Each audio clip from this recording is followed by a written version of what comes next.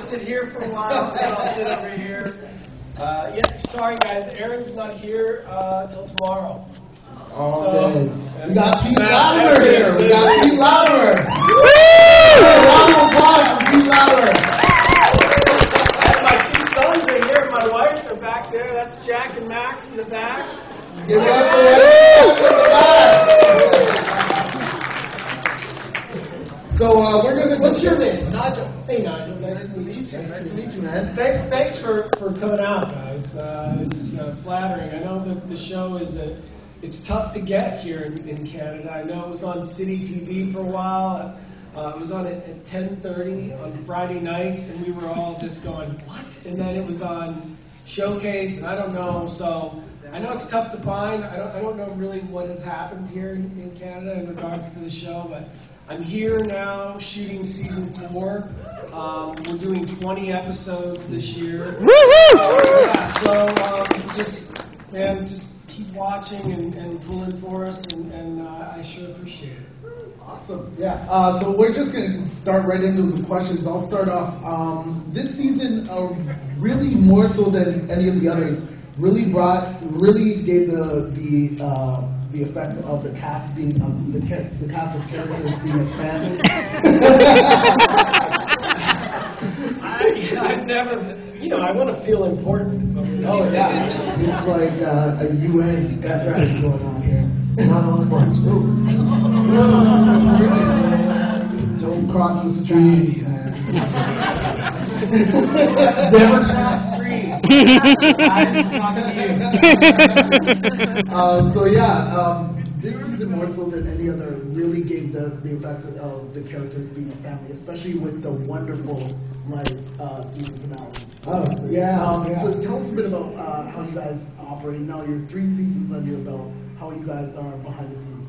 Well, initially, when we started making the show, I don't think anyone really knew exactly what we wanted the show to be. We weren't sure if it was going to be a comedy. We weren't sure if it was going to be a drama. We weren't sure if it was going to be a family show. And Jack Kenny, who came aboard late, who's now our showrunner, his background is comedy, and also he has an ability to be incredibly thorough in writing like family storylines, like interpersonal relationship stuff. And so the show kind of turned into what his dream was. It's become kind of a thriller comedy. So he wanted. Just our opinion is, if you want people to come back and watch, you have to give them something to hold on to. So to make us a kind of a family of misfit toys that are brought together in the warehouse, and that's kind of what it's become. And I mean, we are not much different than our characters, strangely enough. Except for me, I'm very, very serious. I tend to be very serious. But we get along great as we are. We have become a family, and it's like, we don't always like each other. I mean, when you work 15 hours a day, 5 days a week for months and months in Toronto, away from your family and friends, in the cold weather, you get on each other's nerves. But at the end of the day, we love each other. And I think that shows. I think that shows on the screen. So. Cool. Any questions from the audience? Is there any way I can disconnect and so that I can go out and take questions? Can I do that? Well, you can disconnect it, but I don't think it can travel very far. Yeah, because I want to do like Phil Donahue. You, sir. Yes, I've got 2 questions. Yes, sir. One, has there been any artifact, quote unquote, any of the props that you've actually wanted to keep and have kept? And can my wife get a hug? Sure. Let's do the hug first. Why didn't you ask that Well, here, I'm going to give you a hug, too. Thanks for all the fun times, man. Look forward to watching the show.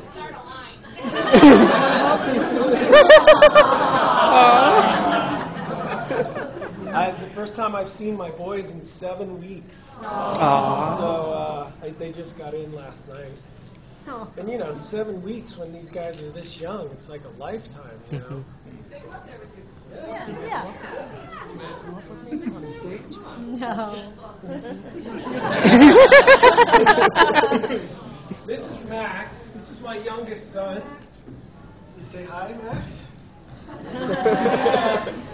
We have 2 boys. He looks a lot like Mama, and then my older son Jack looks exactly like me. And we've been, it's like, it's the toughest thing about my show is coming here, truly. I mean, it's the only thing that has been tough because I have to leave my boys and my wife, and but it's worth it. I get to live out my fantasy. I get to play a character that's strong and brave and a good person, and I get to work on a show that actually has an opportunity to teach people things. I mean, God forbid you actually learn something while watching TV. I mean, it's no Jersey Shore or Keeping Up with the Kardashians. I mean, it's not tackling the issues, but it's great. It gives me an opportunity to do right by my family. So, to get back to the question you asked about artifacts. The artifacts are incredibly expensive when they build these props. Like Rheticus's compass was $10,000 to build. The Teslas are like $1,500. So I've never taken one home because I'd be selling it on eBay. Yeah, sign it. Hey, $1,500. But I guess my favorite artifact has been Abe Lincoln's hat. And we never saw Abe Lincoln's hat, but Pete references Abe Lincoln's hat. He says he put on Abe Lincoln's hat and had an uncontrollable urge to free Mrs. Frederick. And that is awesome. It's for the network to have faith in us to be able to write that, and for me to be able to say that, and for the audience to be able to hear it without judging it or having it. It just is a good sign. It just shows, to me, it shows that kind of maybe we as a society are moving in the right direction. I can only guess Mrs. Frederick's response. I mean, Cece is such an amazing. She's just so amazing. Yeah, so. totally. Any other questions? Any other questions? Yes. Hi. Could you tell us a little bit more about your work with Martin Farrell for his meta sci-fi project? Yeah. Martin Farrell is he's a visual artist in the UK, and he did some work with Nathan Fillion, and Nathan called me and said, "Listen, this guy wants to do his thing. You should do it. He's legit." So what Martin did is he lit me. Like, he does this real extreme moody lighting, and then he just started asking me questions about, it was almost like a therapy session. And I was so thrilled and honored that somebody wanted to know about me. I think it literally was like I felt I needed to pay him at the end. It was like a therapy session for me.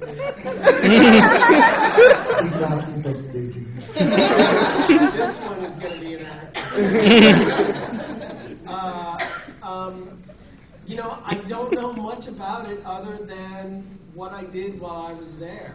And I haven't seen it. Have I talked to you on Twitter? Facebook a little On bit. Facebook. Yeah, that's I'm right. Good friends with Martin, but he says hello, that you're to be taught.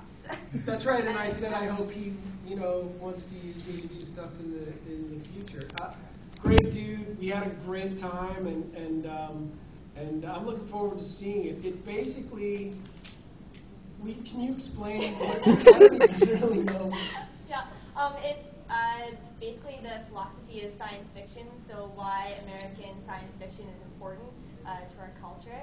I saw a little bit of your footage. I kind of had the scoop on it, but Oh, you do? You have the scoop? A little bit. Did I do okay? Yes. Okay. And it's going to be released August 31st to the public.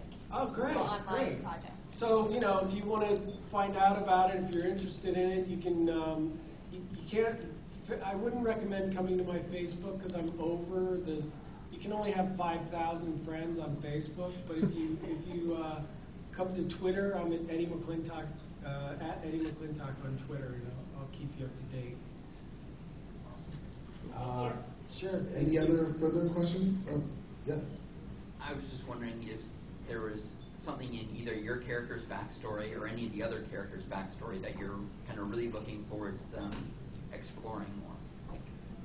I can tell you that I know we kind of explored in season 1 Pete's backstory with his father, but I was just talking to one of our EPs the other day, and I'm like, please, is there any way that we can get Bruce Campbell to come and play my father? and he was like, oh, it's such a great idea, and he's in the NBC Universal family because it's on what, TNT, is that, or what? USA. He's on USA, so that's NBC Universal. That would be my dream to be able to have Bruce come and be my dad. I admire his work so much. I remember before I became an actor, I saw Evil Dead 2 at the theater, and I just was like, how does he know to make, does someone tell him to act? I just couldn't figure it out because I was like, this guy is insane. How does he know to do that, to be that animated and that funny? Are you making fun of me? And anyway, so I know that Kate Mulgrew came last year and played my mom, who I just love, and I hope she comes back and we kind of get into that relationship a little bit more, like why she decided to become a regent.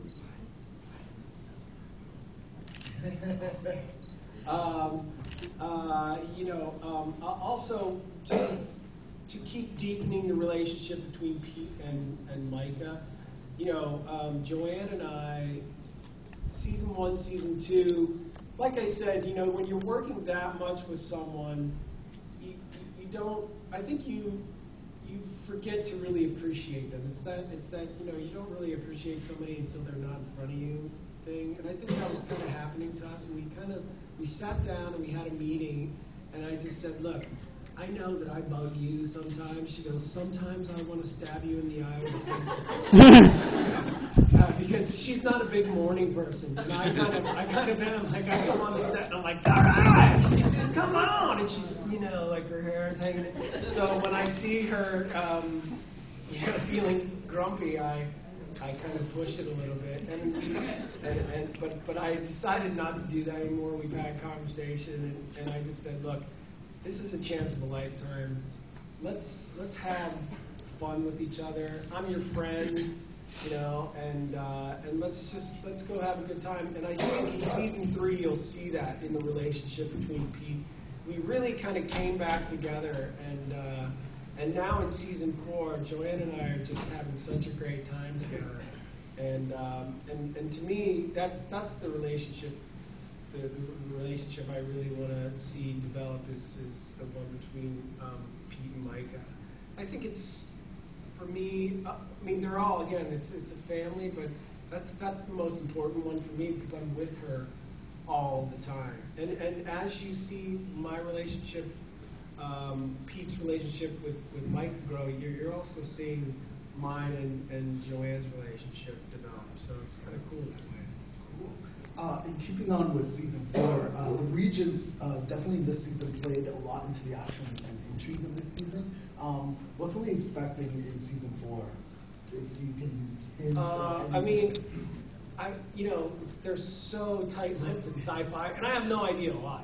Because it's like, hey, we're waiting for our big promo, our big push, and then there's like a blurb on the back of the appliance supplement, in the paper. So they don't do anything, is what I'm trying to say. They don't do much. I can say that there's going to be some great new guests from Star Trek coming and doing the show this year. That it was one of those things where I was like, really? They're going to be on the show? So that's great. And we've just we've got some great new people coming and that might be full-time regents this year. It's such a great opportunity because the show's successful, so people want to come and do the show. And being a regent is a great way for guest stars to come in and have great turns and then go back to their lives. Anybody else have questions? Yes.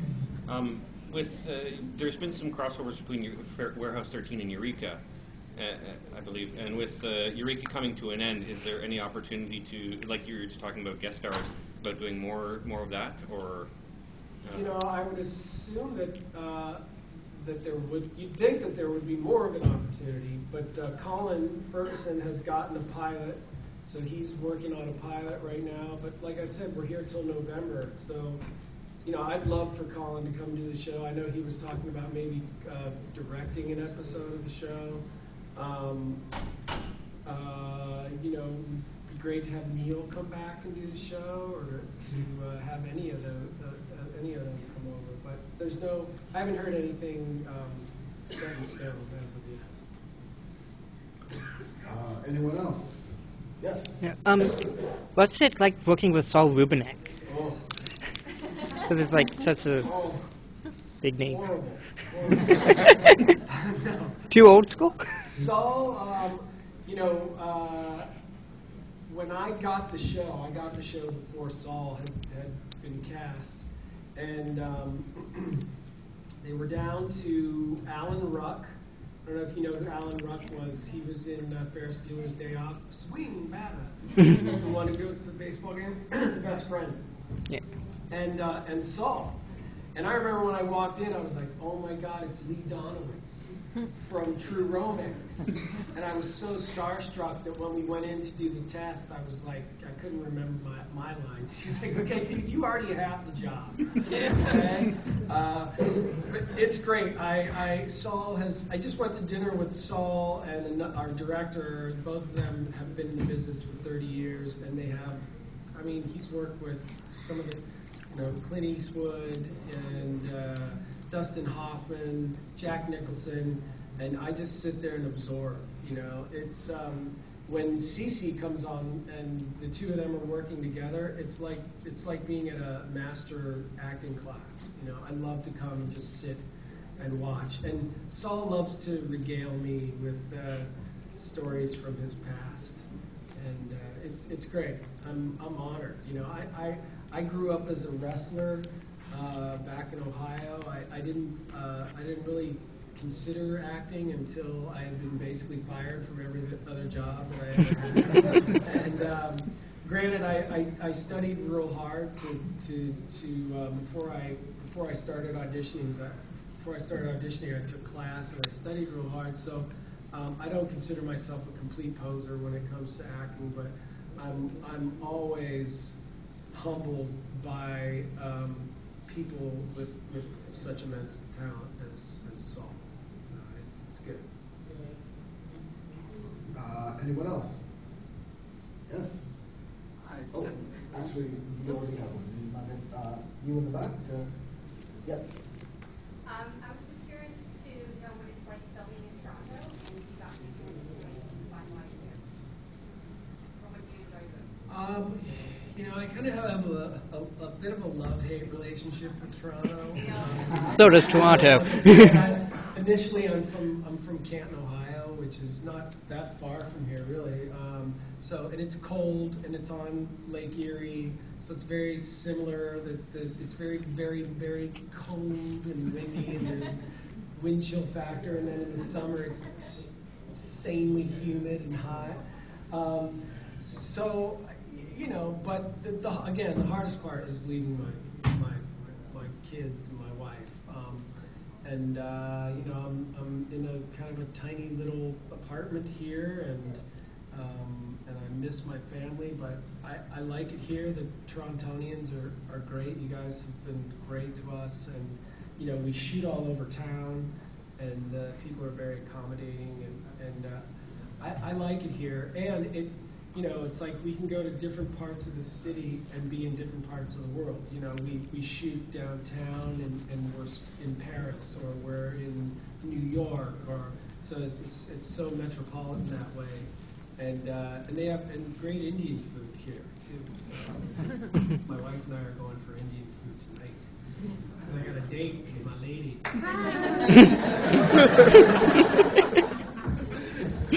All right. Anybody else with a question? Didn't you have one? Yeah. I don't want to take from anyone else. So. No. Take away. I was just going to ask, I know you did a guest spot on Bones a while back. Yes. I was just wondering if there was much of a difference between the kind of the atmosphere when you were doing Bones as kind of I guess you could say a longer term guest star, as opposed to on Warehouse 13 where you're one of the main cast.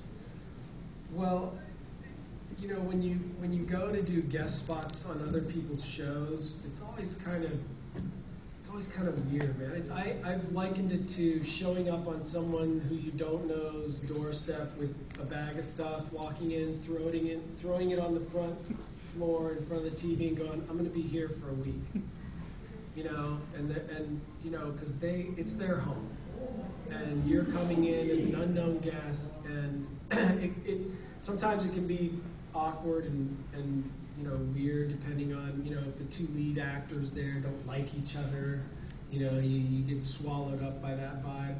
Luckily, David and Emily get along great, and Emily is one of the most delightful people I've ever met, and David was cool with me. It's funny because everybody always thought I was David Boreanaz. Well, before David Boreanaz, there was an actor named Craig Sheffer who was in a movie called A River Runs Through It. And everybody would be like, "You look like Craig Sheffer." And I'd be like, "Oh, he was in A River Runs Through It with Brad Pitt," right? So I'm like, "Oh, I look like a guy who was in a movie with Brad Pitt." So it's like, what, 6 degrees of separation from Pitt. So I was okay with that. And then Craig Sheffer's career kind of, and then David Boreanaz came on the scene, and everybody's like, "You look like David Boreanaz." So now I look like, okay, another guy who's doing okay. And I signed autographs as David Boreanaz. You know, I got to the point where I was like, yes, that's me. I got a free pizza one time, and I met Sam Rockwell, who's a great actor. I'm a big fan of Sam Rockwell, and we talked for a while. And at the end, he was like, "Oh, wait a minute, you're the dude that's on the TV show." And I was like, yeah. And he was like, "Dude, is Buffy hot?" I was like, no. Wrong guy. So I was in an audition, and I'm sitting there, and this guy comes up and he goes, "Hey, chef, he goes, "Oh man, I thought you were Craig Sheffer." I go, no, but I get that all the time. He goes, "Oh, because he's here." I was like, "Craig Sheffer's here?" And he goes, yeah. So he walks away. He comes walking back, and he goes, "Hey, that's him. And Craig Sheffer walks over, and I go, "Hey, Craig Sheffer!" I go, "Oh my God, you know, my sister thinks everybody thinks I look like you." And he's like, "Well, you're handsome. You're very handsome." And I was like, "Yeah, you are too." And then I was like, "But you know who we look like?" And he's like, "Who?" I go, we look like David Boreanaz." And he goes, "I've heard that. He goes, "Yeah, I guess so." So he was great, cool. So then the day I show up to do Bones, I go up to meet Boreanaz, and I'm like, hey, how are you? And he looks at me and he goes, "Hey man, you know who you look like?" And I'm like, "Yeah." And he goes, "Craig Sheffer."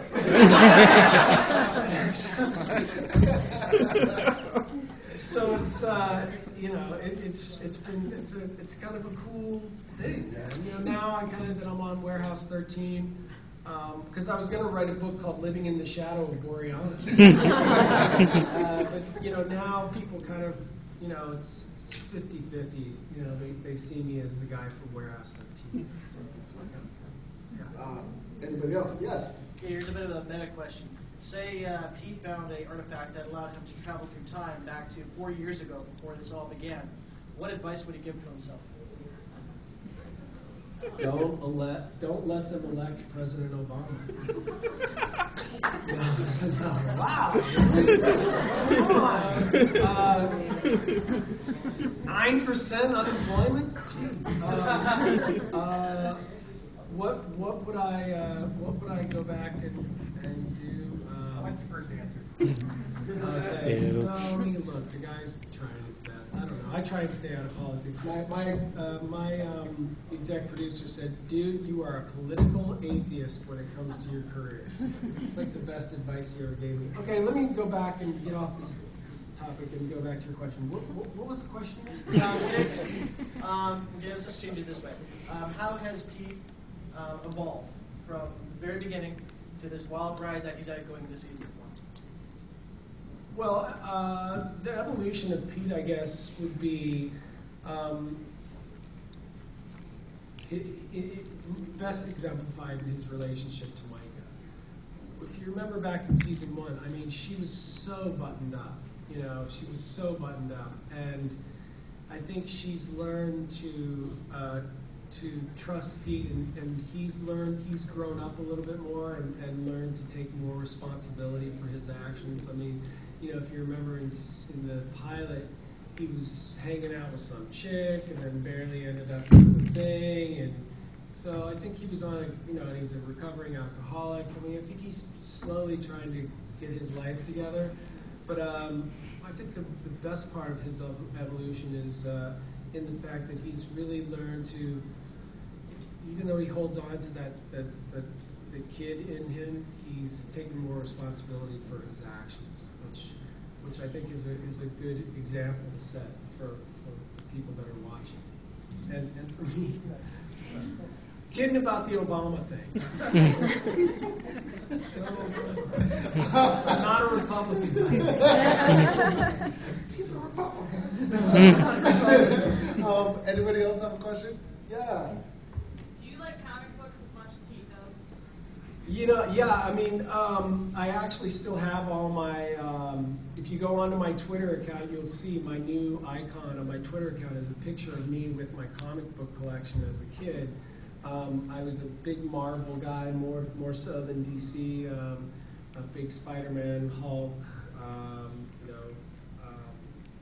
Swamp Thing, or Man Thing, Werewolf, all that. And so when I got the job, they asked me, they were like, "So what do you like? What do you like?" And I said, I wrestled for 12 years. I wrestled in college. I like to stay in shape. I'd like to see Pete's character be an ex-United States Marine, because I think it's important to recognize the people that are living and dying so that I have the right to say what I want to say about President Obama. And I love comic books. I love the Hulk. I love the Incredible Hulk. I love Godzilla and King Kong and monsters and aliens, and so that's Pete is me. I'm Pete. I'm not a good enough actor to show up every day and pretend that I'm someone else. So I just show up and I go, how would I say these words? So it's basically just me, having fun with my friends. Yeah. You said you've been fired from a bunch of jobs. What's the worst job you ever did and we're glad that you got fired from? The worst job that I ever had, I worked in the pine tree fields of Magnolia, Ohio, in the middle of the summer. My dad's best friend owned a nursery, and he would grow Christmas trees. So I would drive an hour out to the Magnolia, Ohio, and then once I got to the nursery, then they'd throw us all in the back of the truck like migrant workers, and then they'd drive us out to these pine tree fields, and in the beginning of the summer, you'd start off with saplings. So And then, and so they give you like little pruners, and it's just rows and rows and rows of saplings for as far as you can see. And there's no end in sight. It's like you go down your row, and then you come back that row, and then you walk to the end, and you go, and you just do, do that all day. And then as the summer goes on, the trees get bigger and bigger and bigger. To by the end of the summer, you have a machete, and you're cutting into, because you have to shape the trees, and you cut in and make sure that some of the trees aren't growing like this, And wasps and bees and hornets make their. So if you'd be, sweating because it's like insulation in the middle of, and you'd be, cutting the trees, and if you see some like guy go running, you just drop your stuff and run. You don't ask, you don't think, you just run because you know he's being chased by a bunch of hornets. Do you want to talk for me?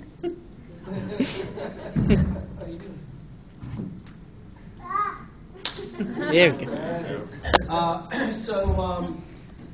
I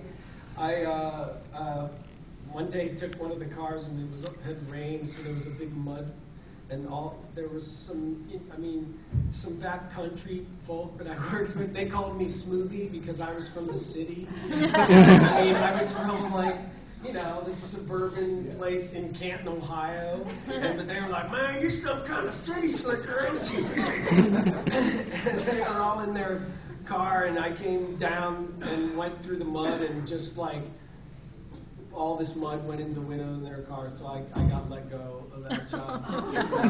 But I was not too sorry to see that go. And then after I graduated from college, it took me 6 years to graduate from college with a degree in business communications, whatever that is. I have no idea.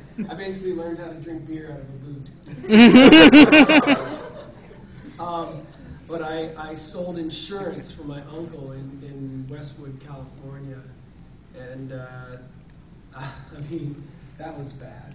It was like, because I was wearing Doc Martens, and, I was listening to 9 Inch Nails, and then during the week I had to go to the country club and pretend like I was selling insurance. So it was, thank you.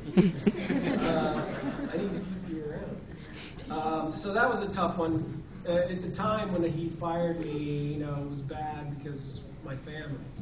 But now he does all my insurance because I've kind of, I've come out the other side. And he's like, oh, my nephew's a success after all. I went from being the family heel to kind of being being able to support my family, which is good. Anyone else? Yes. I was just wondering what your favorite episode was to make, or which one you had the most fun making. I love the body swap episode from season 2. And then last year, the episode where Pete and Micah wake up and they've been in bed together. But I would have to say my favorite episode that I've watched so far would have to be Emily Lake.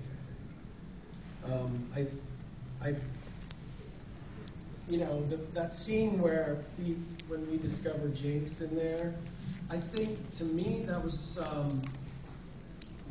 And I'm not a huge watcher of TV shows, but I'd say that was some of the best TV that I've ever seen. Granted I was in there, but I thought, man, this is pretty impactful. That really landed, and it was a testament to the writers and to Aaron Ashmore, who was able to develop a character that you felt so much for, and you felt so much for the sadness that these characters were feeling. And it just is a testament to the show itself, and I was very proud of that moment, and that episode. I thought it was a pretty good episode. Anyone else with a question? No. Yes. I was just wondering about Pete's relationship with Micah. It seemed to start out there might be some chemistry. Now it seems more like they're siblings. Yeah. Do you have a sense of where that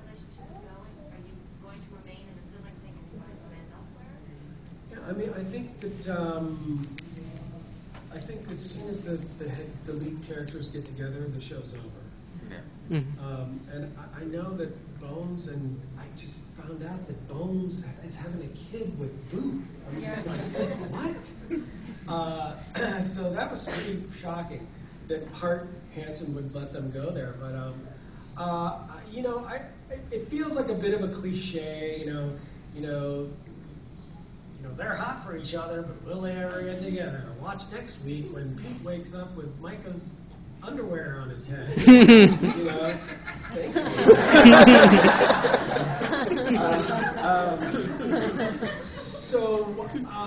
I think there's still chemistry there. I like to think that they each respect each other enough to not cross that boundary, and they respect the responsibility of their jobs.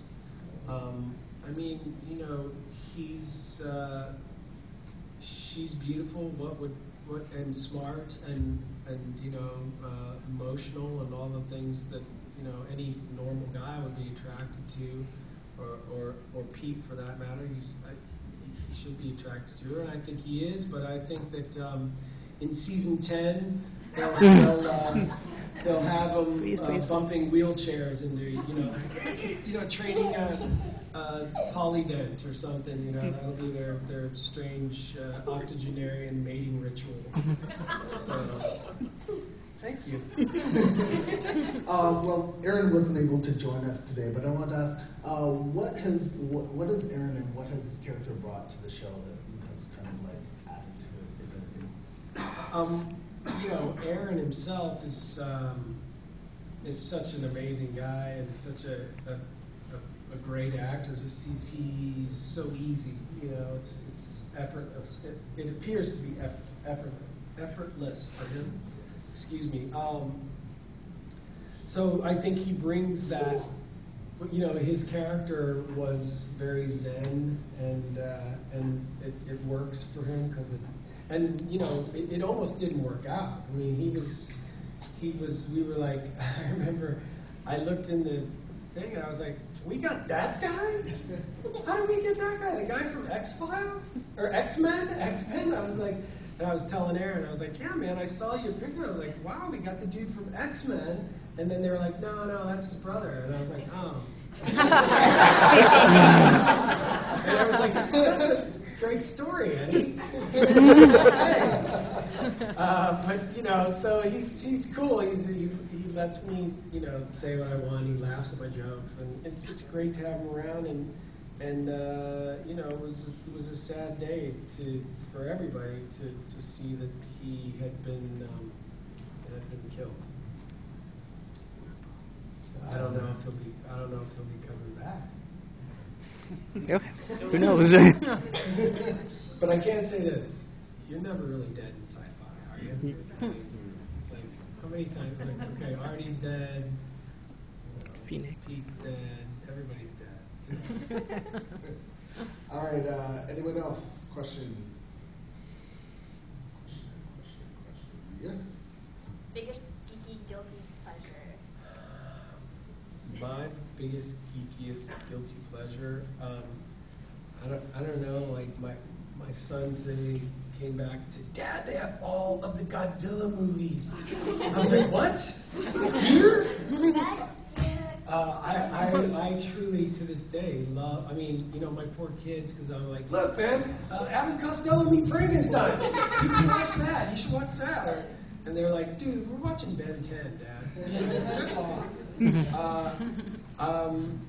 That was pretty geeky for me, and there's been a couple of geeky moments this season that I can't talk about, because if I did, then you'd know who the new guest star was.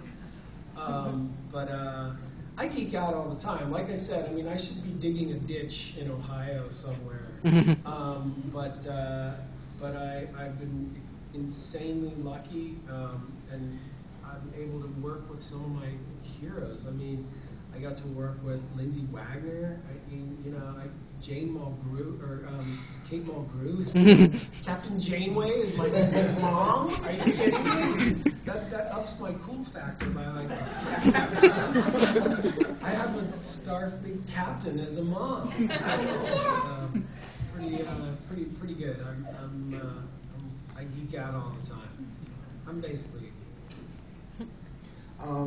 Now, Warehouse 13, Lucas always calls it a MacGuffin. That's the voice that kind of carries. Oh, sure.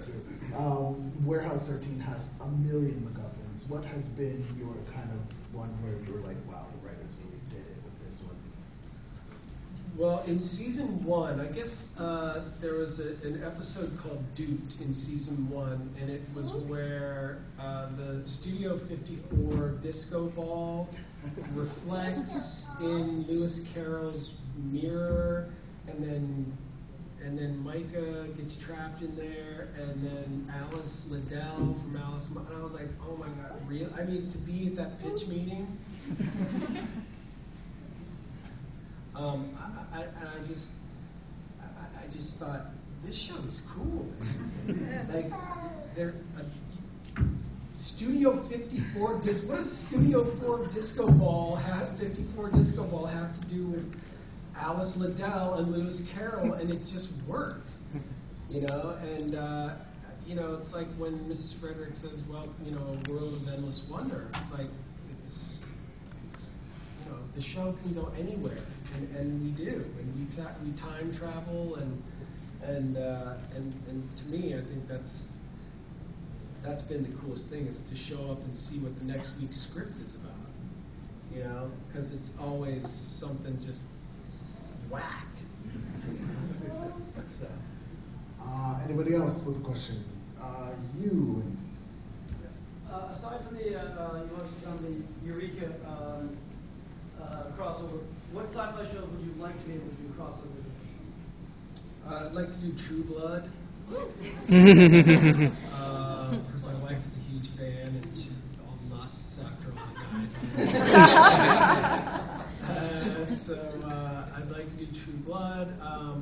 And I know Castle isn't a sci-fi show. I'd like to go work with John and Nathan on Castle.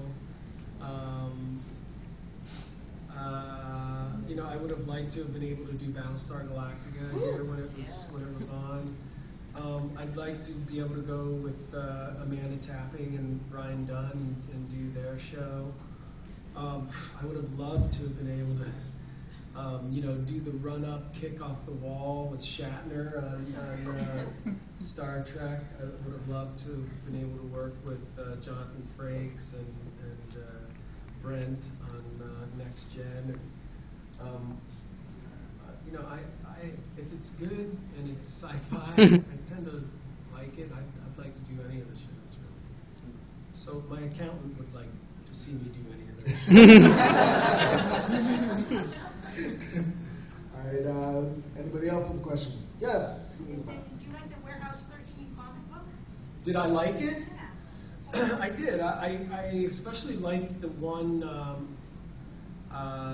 cover where they gave me the Jay Leno chin. Like, I was like, oh my God, my chin looks like Jay Leno's.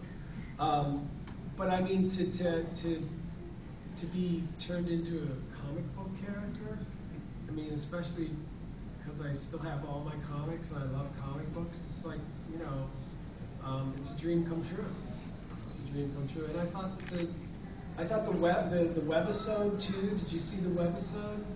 Did you get to see the webisode where they animated us? That was cool too. We just shot the animation sequences for this year's webisode. And do you remember the old Monty Python animation that they do, where it looked like they just took the picture and then cut it? Exactly what they did. And That's exactly what they did. Yeah. So that's what they're going to do. That's how they're going to animate this year. They say it's going to be really cool. So I'm looking forward to seeing it. Except they're making me work on Saturday. Whatever. Pay me. So yeah, I love the comic. Thank you. Is it really interesting for you to see Warehouse 13 like expand into these other genres? Oh yeah, I mean, I saw Warehouse 13 in German and Warehouse 13 in French, and I've been lucky enough to go over to the UK and see the Warehouse 13 in Paris. You know, I've been able to. I'm supposed to go to Italy this year. You know, when I first started this show, and people were like, "Oh my God, you're going to those conventions around those people," and just like, "Aren't they? This is so weird," and they dress up and all that. And I'm just like, you know, look, it's no different than some guy knowing every statistic to every batting average to every baseball game, to, you know, and then I'm like, plus I've met like 5 or 6 rocket scientists, real rocket scientists. That's right, a scientist that works on a rocket. And so, you know, don't knock it till you try. Is what I say. I mean, God forbid we have people that actually that are able to enjoy something that is as fun and innocent as sci-fi, you know, and dress up and stuff. I mean, it's Halloween every day. It's awesome. Anybody else with a question? Yes. Okay, I know you said the props are really expensive and you don't take them home, but if you could, and they actually were an artifact, which one would you take home? Well, I've always said if I had an artifact that I could take home, it would be Janis Joplin's backstage pass from Woodstock. And whoever had that artifact could travel through time to any concert that's ever been. So I could go and see Black Sabbath and The Doors and Led Zeppelin and all the bands that my dad exposed me to as a kid that I was too young to see.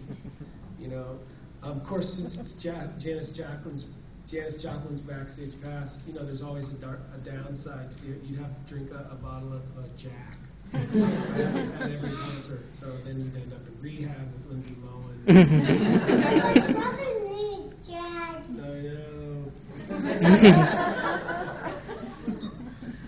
Anybody else with a question? Yes. Talking back about you mentioned dressing up. If you could cosplay, who would you dress up as? I'd like to go as what's his? Oh God, I can't think of his name now. From Evil Dead 2, Ash. You know, with the chainsaw and yeah. I mean, how cool, man, when he would do the thing and then his hands would drag. I mean, Sam Raimi and the. Oopsie. You didn't see that, kid. Yeah, so it would be probably Ash, or the Hulk, like the Hulk halfway between Bruce Banner and the Hulk. I could maybe do that. You know, like 3 stages within the transformation. Anybody else? Yes. I have a question for Matt. I want to know what he thinks about Daddy on TV. What do you think about Daddy on TV? Pretty good. Do you watch Warehouse 13? Sometimes. Do you like it? Yeah. Who's your favorite character? You. Good kid. I'll get you a donut. All right, guys. That'll be all. Thank you so much for coming to the Warehouse 13. Thank you so much.